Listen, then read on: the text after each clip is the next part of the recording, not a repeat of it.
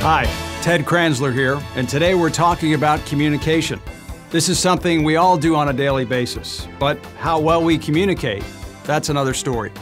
As soon as this video is done, you'll have an opportunity to share a 2-minute, possibly humorous story about a time in your life when something went wrong in your communication with a family member or coworker. So keep that in mind. I'm going to begin with a story. Everybody loves a good story.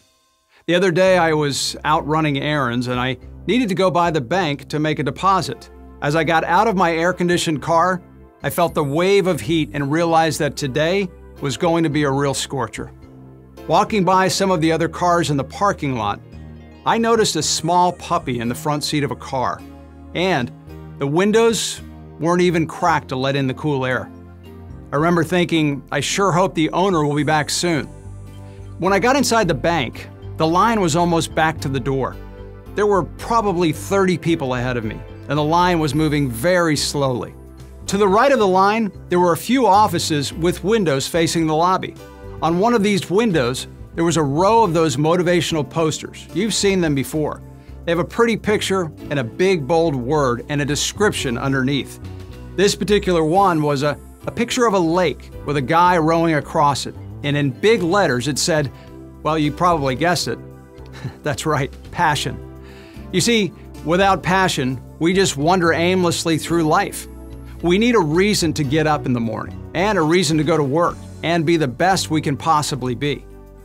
As I stood in that line, waiting for what seemed like it had to be 37 minutes, I was reminded of a time when my doctor told me I had to cut out dairy because of the lactose.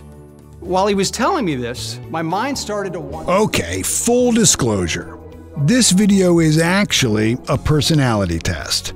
If you're wondering if this guy is ever going to make a point, chances are you're a D. If you're still thinking about the 2-minute story you're going to deliver at the end, you're probably an I. No, it was Mr. Grendelman. And no, it was Mr. Farnsworth. If all you can think about is a fictitious puppy and a hot car, you might be an S. Actually, it was Wyoming. If all the mistakes and incongruencies in the graphics are driving you crazy, you're most likely a C. Reminds me of Mr. Grendelman. He was from Idaho also. He was my favorite teacher. I can still remember what he taught. It was math.